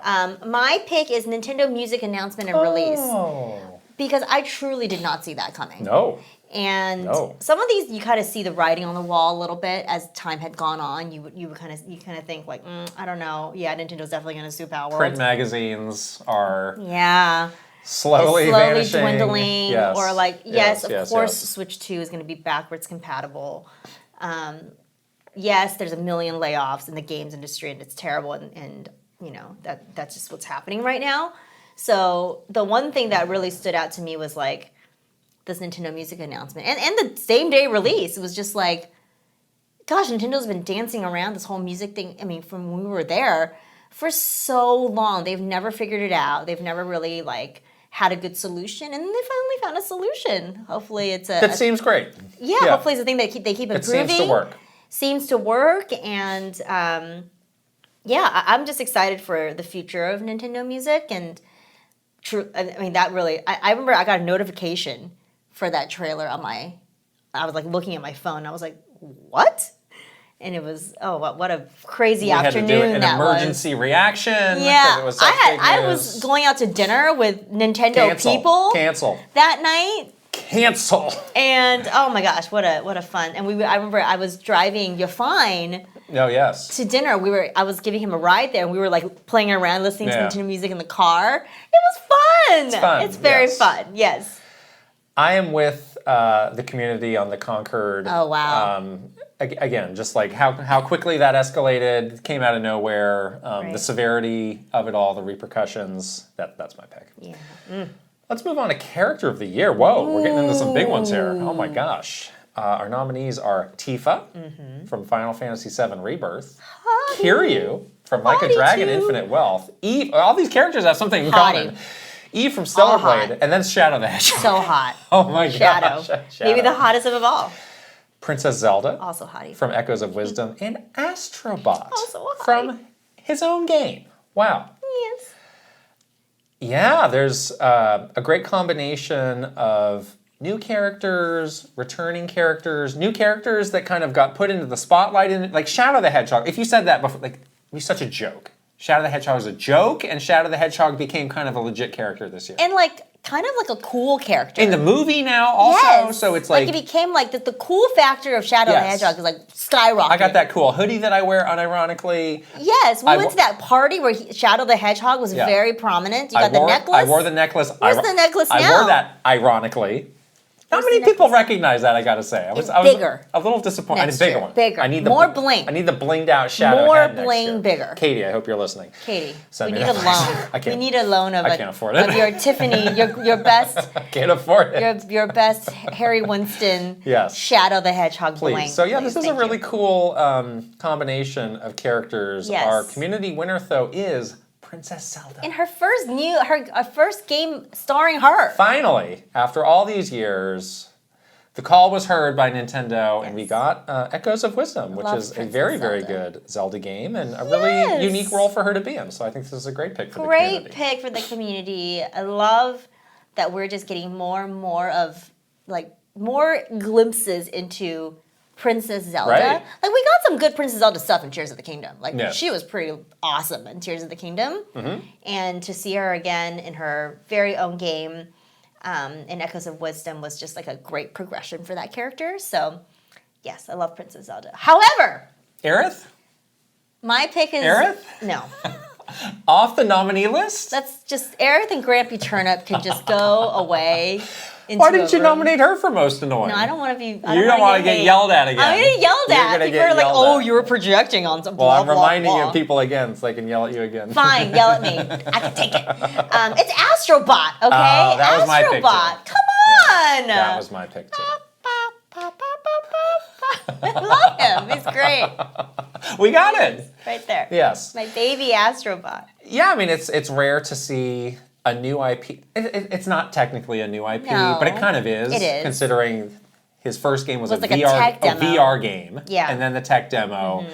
But it's really like the birth of a new major IP that I'm sure Yes. Sony's going to have a lot of hopefully great plans for in the future, but also just so much character, so fun, kind of getting more of a glimpse into the world of Astrobot. You know, the end of the game like got surprisingly emotional with what happened to Astrobot and how he I overcomes. yeah. Yeah. I had a, excuse me. I got too excited about Astrobot. You got worked up. But I had a moment of emotion with Astrobot. Jeez. yeah, he really checks all the boxes Yes. of like a great video game character. So What a chameleon, too. welcome to the club, Astrobot. Yeah. Yes. All right, now we have Best Game Mechanic. The best single thing you could do in a game this year. Nominees are Stratagems in Helldivers 2, Astrobot Transformations, Creating Echoes and Echoes of Wisdom, Jokers in Balatro. How do you say this again? Balatro. Why do I do that? You heard it like a million Here's the times. deal. Anytime this comes up again, you're going to be saying it, okay? Thank you. Balatro. Slappin', and thank goodness you're here. You can slap anything.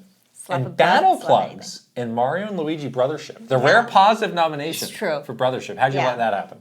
I mean, it was pretty good. Yes. The winner is Creating Echoes and Echoes of Wisdom. The Murder of Crows Yeah. that I made, it was awesome. I was so formidable. I was like Agatha Harkness with my Murder of Crows. Yeah. Zelda Harkness. It was a very flexible system. So many Loved people it. had so many different ways Yeah. to play, so many ways to approach puzzles, kind of pet favorites. Remember me and my level 1 sword moblins that I just loved? Remember the when you got the water cube? Oh, yeah. And you were like, this has changed Oh. my life. This game just got a lot more easy. Yeah. Nerf the water Yeah, cube. no more beds for me. I got the Nerf water it. cube. Oh, the beds. No yes. more beds. Old bed. Yeah, so that is a well-deserved Yeah. win there. My pick is Stratagems Oh. in Helldivers 2. So it's an interesting... It's an interesting mechanic. Interesting mechanic because it really plays off of these high pressure situations that you find yourself in where you need backup and Yeah. you have to very precisely input. Those like It's like a fighting game. it is. It's like dial a thing. It's like that thing where you're like diffusing a bomb and you like carefully have to snip the wires. Your hand shaking. you're Yeah, like, oh, you do feel that sense of urgency, Yes. like, oh no, I'm gonna mess this up. It's a very, I mean, It's on very paper, real. It's a very simple thing, but in the execution, it just works so It works well really with well, what this yeah. game is. And when it works, he's like, oh, finally. Thank goodness. I got the relief that I needed. The backup is here. I can Yes. hold on for a little bit longer. Exactly. Love these. The wave of relief when you Yes. like execute that With well. the team too. It's like, oh, you're a hero. You got the stratagem. You jeez. phoned it in. Thank gosh. Yes. I am going to go with Astrobot Transformations. I loved all of them. They were all really unique and fun. I love that like every level had its own little unique transformation. I think we both really like the sponge one. I love the sponge, yeah. That one was really good. I recently, again, we played that Christmas level, and they had all of the transformations in one level. That was and you great. can just freely change between them. And I was like reminded of how fun some of them are to do. I like the elephant one when you can make those like flower platforms. And yeah, there's so many unique transformations in that game, and it was just such a fun reminder of it. Right, right. Yeah. All right, we now have the best update or DLC, which is really a category that maybe they should consider over at the Old Game Awards. I think so, yeah. I don't know why they don't have this. Anyway, our 6 nominees are Elden Ring, Shadow of the Erdtree, Diablo 4, Vessel of Hatred, Splatoon 3, Side Order, removing forced stealth in Star Wars Outlaws, Prince of Persia, Mask of Darkness, and the 2 Alan Wake DLC packs that were released this year. Yes. So interesting that a simple game update, like what happened with Star Wars Outlaws, can be here with these big, heavy-hitting expansion packs and DLCs. The thing that made the game unplayable is gone, so that's good. Right, right. You know? Yeah. Very dramatic move there. But yeah, a lot of big DLC that came out. Did you play both of the Alan Wake DLC this year? I did not. Oh. Yeah, I only played the one with that starred the waitress. Oh, no. Yeah, okay. yeah. Well, the community winner is Elden Ring Shadow of the Erdtree. Yes. And that's also my pick. That's also my pick.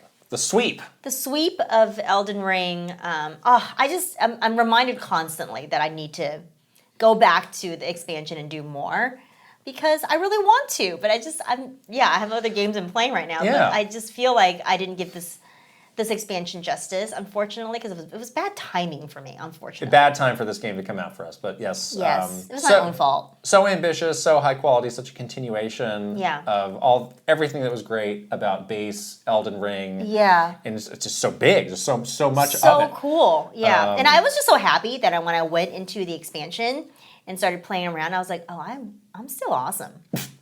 Like, my character still rocks. Like, I'm good. Still dominating out there. I'm still dominating with my cheap moves. I love this. Yes.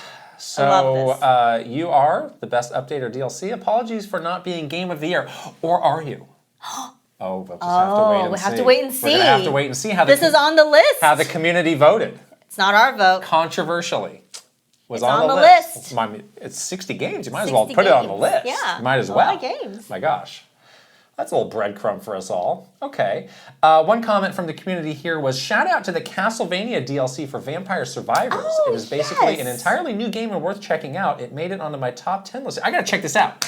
How have I not played this? You better get going. Vampire Survivors is a great game. You don't blink at all for like the whole time you're playing. There's also Vampire Survivors DLC in Balatro.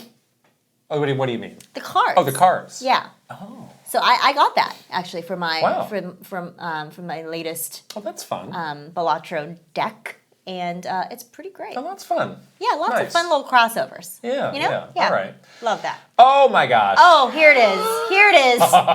We're on to once again, you're overcome with emotion. It's time for the video game butt of the year. BOTY. As we affectionately refer to it, BOTY. Yay!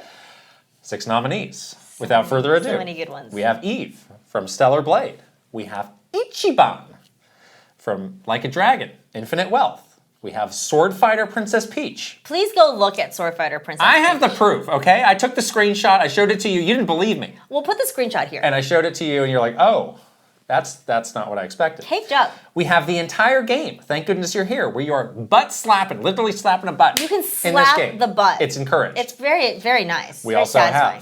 have. It's ridiculous. Mrs. Incredible joins Fortnite. I looked very closely at How can the game contain this much butt? I don't know. It's literally an incredible popping butt. from the seams. Yes. And finally, this was again late edition. The entire cast of Marvel Rivals. Wow.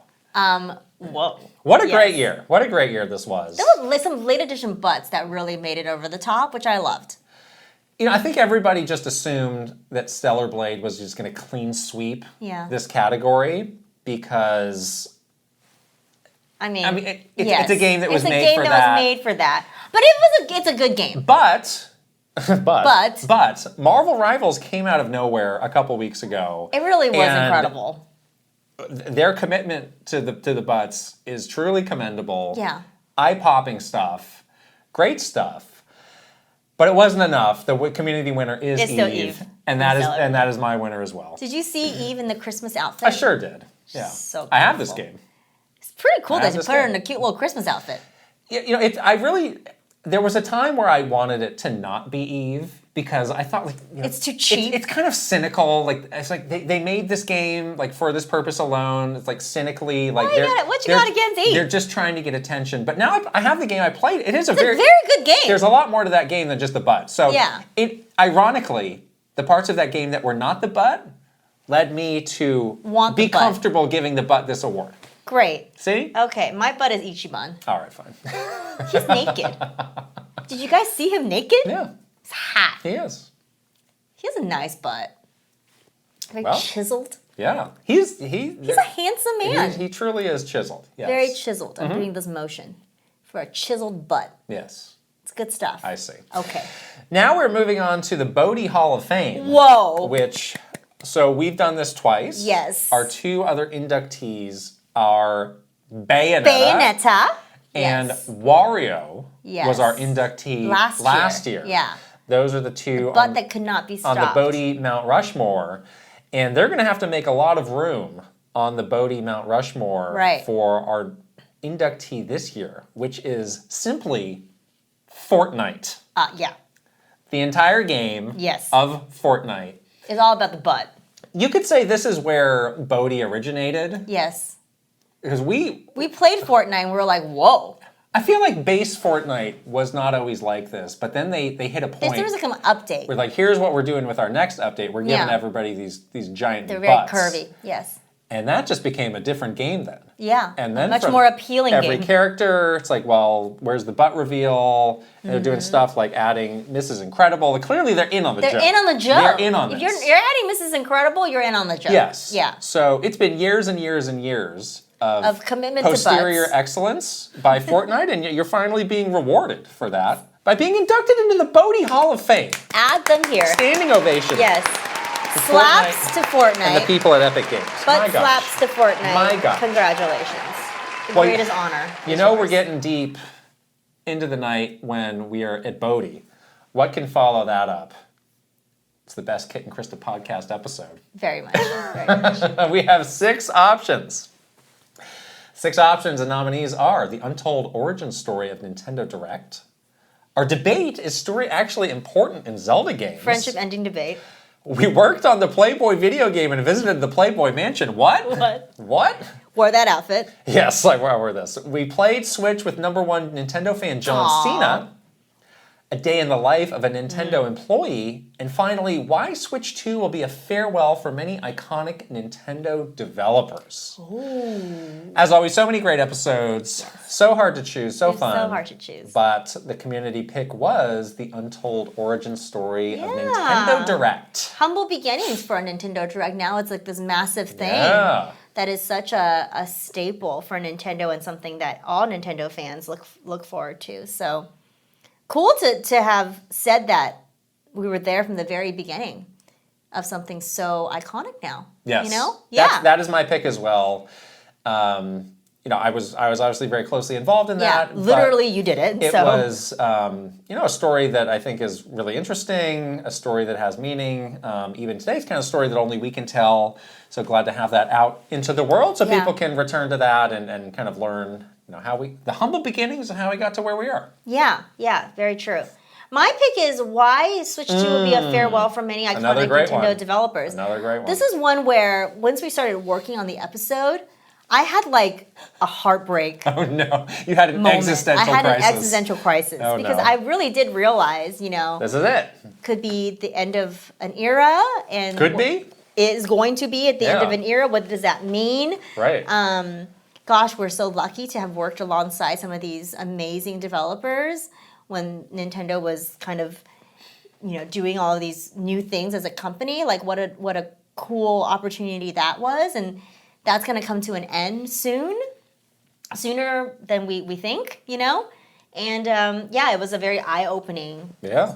episode to do, even for me, who I'm here like doing it. So it was an eye-opening thing for me. So it was an interesting topic to think about and get mentally prepared for almost. Daniel Lacoste had a nice comment. Thanks for such a great year of podcasts, you two. I'm so thankful for your happiness on my commute home every day from my kind of dreadful corporate job at Big Tech in San Francisco. Oh, no.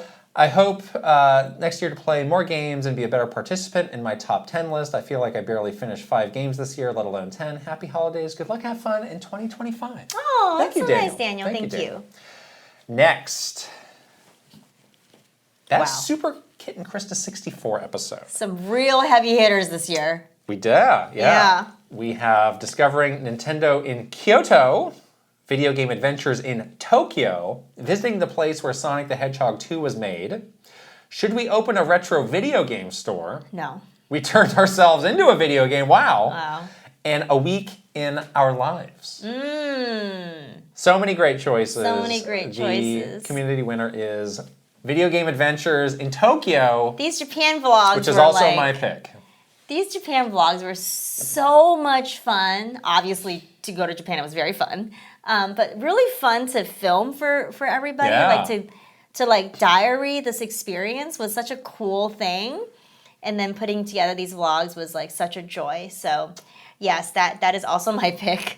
It was a pretty close tie between the Kyoto and then Tokyo vlog, but definitely those are really, really special things we got to do this year because of the community. So yes, we it's couldn't be more basically grateful. Kit and Krysta the movie.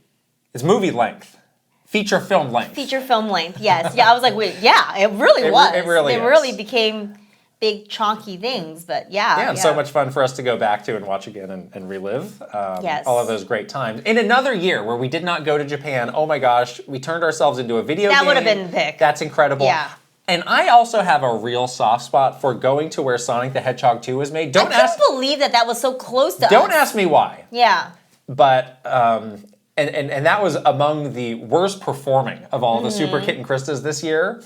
But I'm really happy that we were able to do that. Yeah. I really like video game history and to be close to where it happened. It's a cool thing. It was very special. To go to the place where it happened. Right. We did leave a little statue. We left a little memento there. It's very cute. Yes, we did.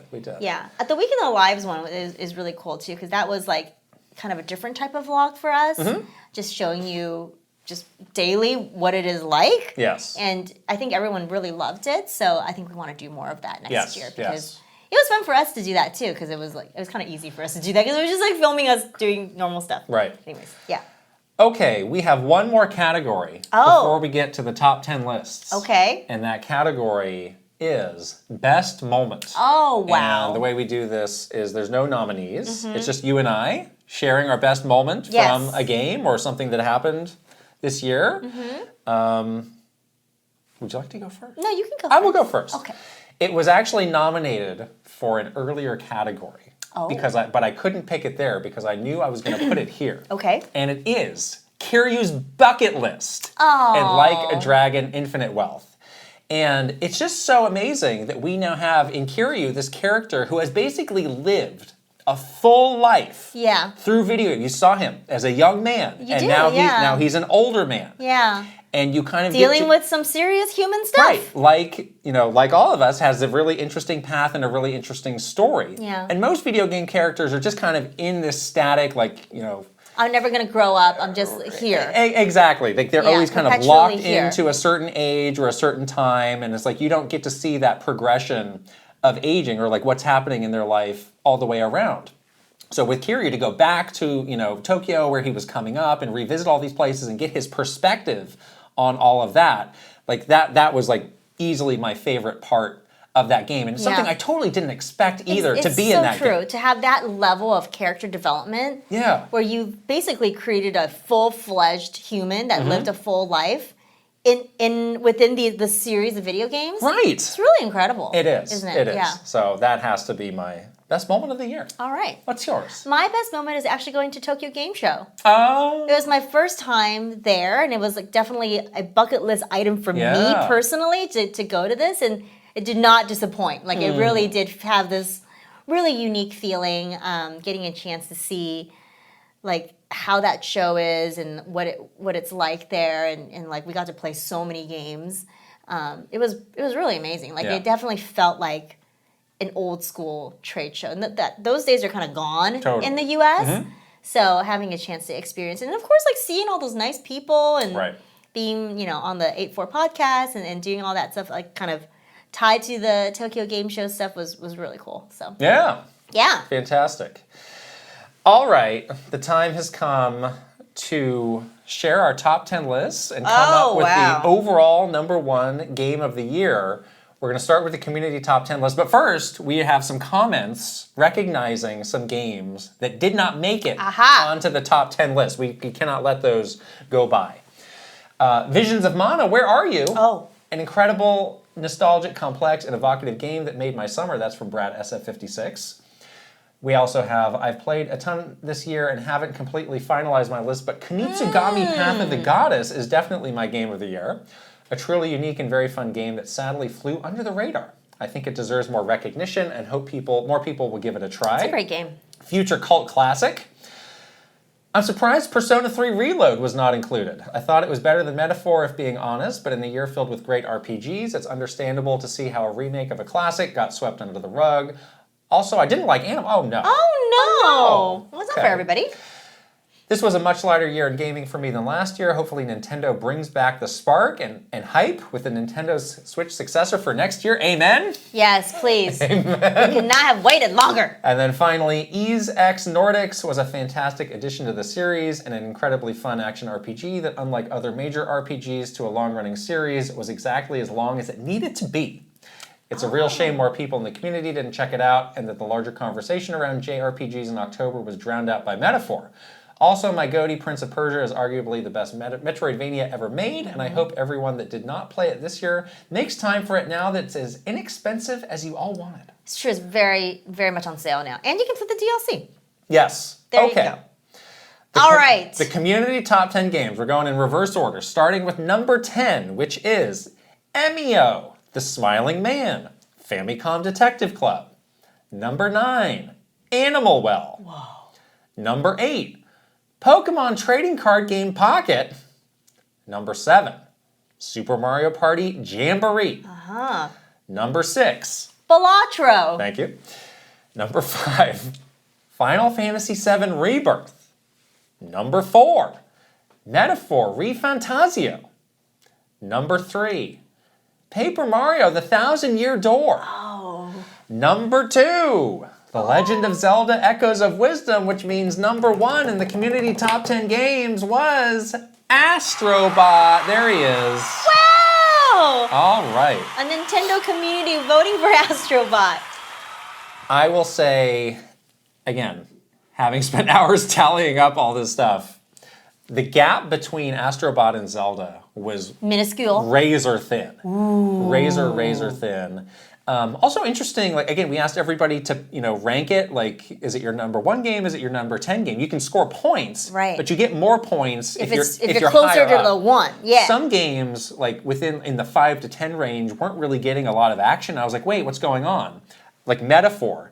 Not many votes in the 5 to 10, but once we got 5 and up, it was like, oh, the numbers are going up big now. Because now it's worth more points. Yes. Exactly. So it was just like a top game for more people. Yes. Zelda had like at every level just a lot of votes. Oh, every level. At every level, a lot interesting. of votes. It's more spread out. Yeah, and I was like, oh, there's kind of a lot of votes for Zelda. And then it was really exciting for me as I was adding them up. As you were playing on the calculator. Yeah, Astrobot versus, like, which is going to be? Your favorite game, adding scores up. Which is it going to be? Whoa. Oh my gosh.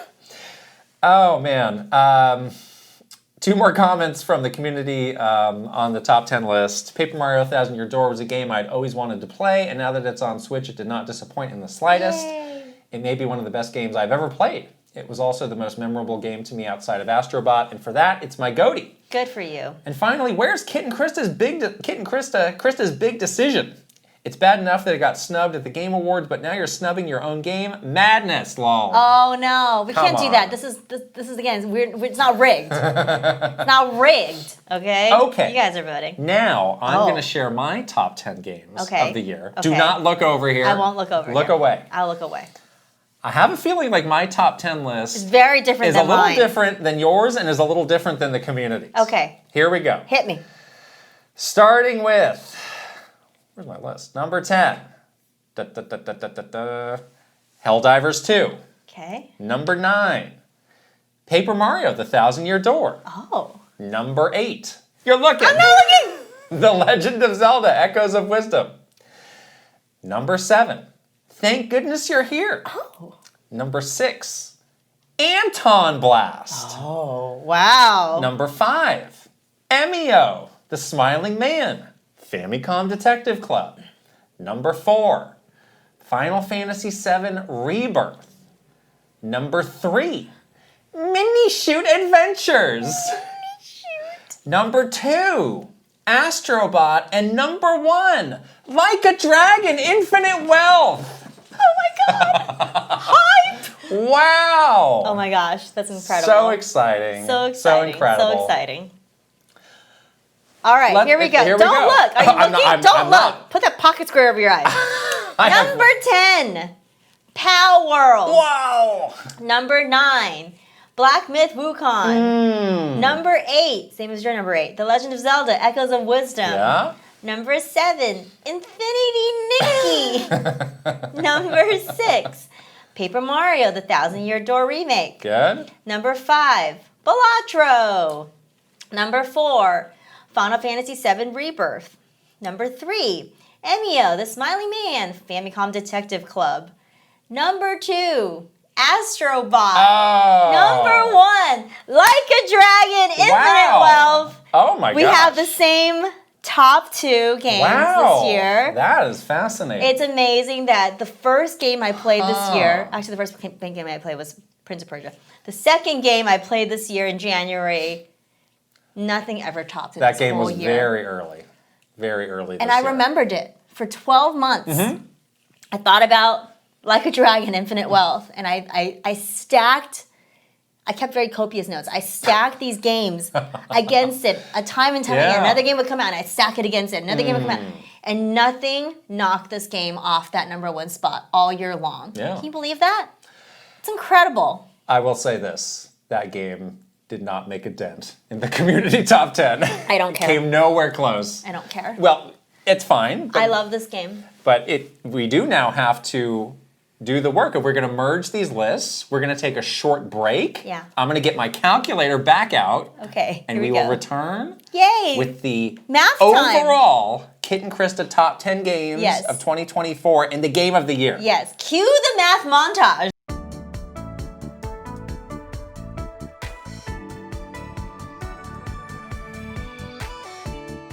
And we're back. Oh, okay. Much math was had. Math happened. Math happened. I helped. Wow. Thank you. I helped to add things. So it actually was really useful that we had pages and pages of all of this data because Yes. as we were adding everything up, There were some ties. we encountered a couple ties. Yes. And we thought, well, we can just list them both as, getting that, like number 2 goes to these things. But we were able to find a pretty logical tiebreaker. Right. To give us a pure top 10 List. of games. Yes. Which we're going to reveal now.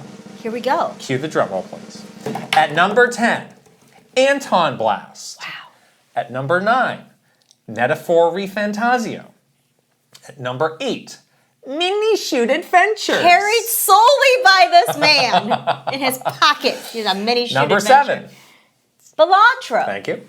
Number 6, Emio, The Smiling Man, Famicom Detective Club. Number 5, Paper Mario, The 1,000-Year Door. Number 4, The Legend of Zelda, Echoes of Wisdom. Number 3, Like a Dragon, Infinite Wealth. Number 2, Final Fantasy VII Rebirth, which means the Game Kit of the and year Krysta Game of the Year goes is to Astrobot. I'm gonna sing this song forever. Yay! Oh my gosh. You're now Astrobot. Who would have thought? I am Astrobot. Again, if you were John Sony at the start of 2024, Would you have thought this game had a chance? Like, is this even on your radar? Remember they made that announcement, like, we will have no major releases this year. I know. What a crazy thing to say. What a crazy thing to put what out a maniac there. you are, John Sony. Stop it. Don't be weird. Release more games like that. Wow. Joyful experiences that are unique and fun, that like just bring you back to why you love playing video games. Yes. That's what Astrobot embodied, I think, and that's why we all saw when we played this game, and that's why this game is Game of the Year. Yes. It's amazing. Swept the Game Awards, swept the Kit Krysta Awards. It's just sweeping everything. Sweeping everything. Yeah. I do want to say one more thing about like a dragon. No, about Like a Dragon Infinite Wealth, which is, you know, in a year where I felt some tedium with story in games, and I did take some heat of being like not the biggest fan of story in games. Like this was the one story that captured that I really you. couldn't put down from beginning to end. This game's not perfect. I'll be honest. I mean, actually, no game is perfect. especially this year. None of these games are perfect. All these games have flaws. This game, that game definitely has its flaws. But just the cast of characters that they've been able to create within these last two games, plus Kiryu and all of his, you know, bucket list of life experiences, is just this one of a kind thing. And I've heard people say, you know, oh, the last, you know, Yakuza Like a Dragon is the better game of the two. I respectfully disagree. I think this one is better, I think so, and a better continuation of that. The battle system, I never got tired of the battle system. So fun from so beginning flexible, to end. so many ways that you could tackle it. Yeah, it just stayed with me the whole. Me too. The whole darn year. It's crazy how it could. You Yeah. know, there was obviously it was kind of a strange year in terms of releases. We all talked about it to death now. Nintendo had a bit of a smaller showing this year, but there were still a lot of heavy hitters that came out this year. A lot of really awesome, you know, game experiences. But yeah, I really, every single time I would beat a game, I would think about Like a Dragon and think about like, well, is that more fun than this? Did I really thoughtfully wrote all that stuff down throughout the year, and nothing could top this game. Nothing could top it. And we have every aspect. We have a whole spoiler cast out there. We do. Documenting. Our first spoiler cast of the year. Documenting those thoughts. Yeah. Yes. Incredible. Wow. Wow. This was a really fun way to do it. I'm glad that we finally had a way to get to like this overall community top 10 list. You're glad that I pulled an all-nighter. I am. I'm glad to hear I'm that. glad that you scored a 700, 800 on your math SATs, whatever it is. I'm going to take a break from math for a little while now. Oh. A little math like out. forever? Yeah. Okay. Calculator, though. Calculator. Great invention. Yes, Love it. Thank you. Wow. Oh my goodness. What an episode. We are riding the high of the Game of the Year episode.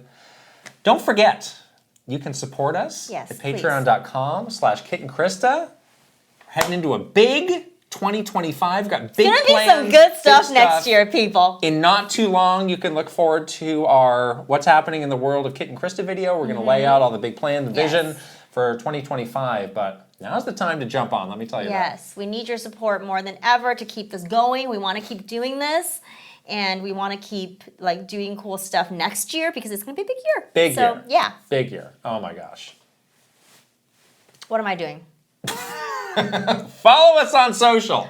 Okay. Yes. We've changed the order. We changed the of some of order, things. and I told you this before, and I now completely blanked. Completely blanked. All the math has just scrambled my brains. No. All right. Follow us on the socials. We are on Yes. Twitter, Instagram, TikTok, YouTube, Facebook, Blue Sky, and Threads. Yes, and if you're watching this on video, you can please subscribe to our channel, give this video a thumbs up, and leave us a comment with your thoughts on all these incredible awards. Yes. And if you're listening on audio, you can also subscribe, give this podcast Podio. That's a short. That's a good way of calling it. It's not a podcast. It's a Podio. It's a patio. Maybe you'll listen to it in the potty.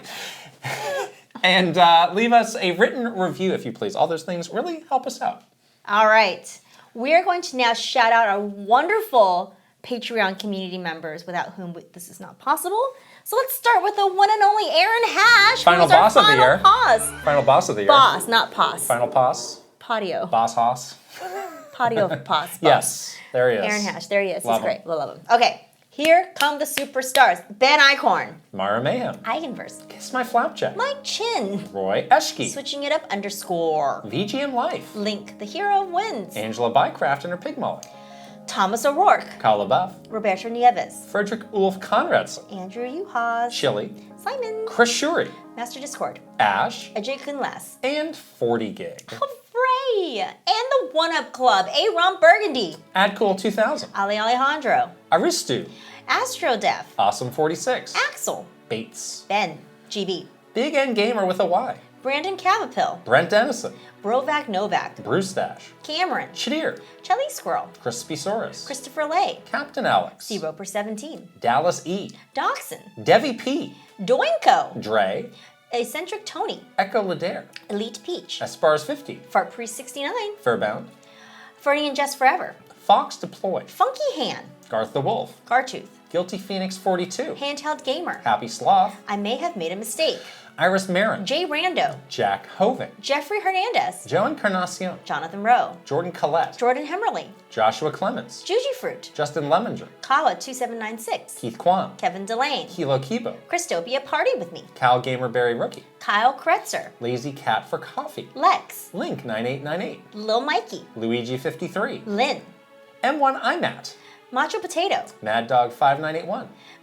Magnificent Easy G plus Callie Marie. Mario Man 392. Mark. Marky Man 64. Maverick Nate. Mecha Dragon 101. Megan. Nay plus Leon. Mikey. Mr. Ryan 07. Motomania. Mr. Andy Palm. Mr. Beans and Dip. MSM Poke Gamer. My Tran. Nasir.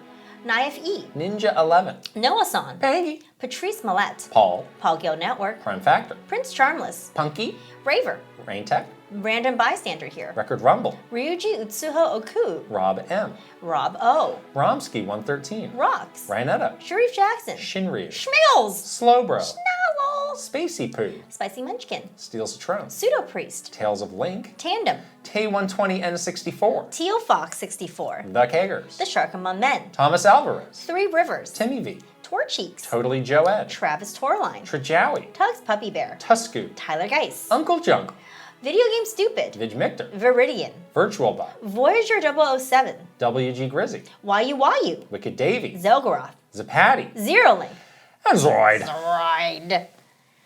Wow. We did it. Sure did. Here we have it. The wonderful, Definitive. definitive Airtight. extravaganza Yes. of the Kit and Krysta Game of the Year Awards. Whew. Hope you enjoyed it. Let us know in the comments what you thought. Next week, our Next last week. episode of 2024. Whoa. Can you believe it? No. But Wow. also, yes, we know that the year starts to fly towards these last few months, and it definitely flew. That's right. Yes. Hope to see you then. All right. We'll see you guys later. Bye. Bye.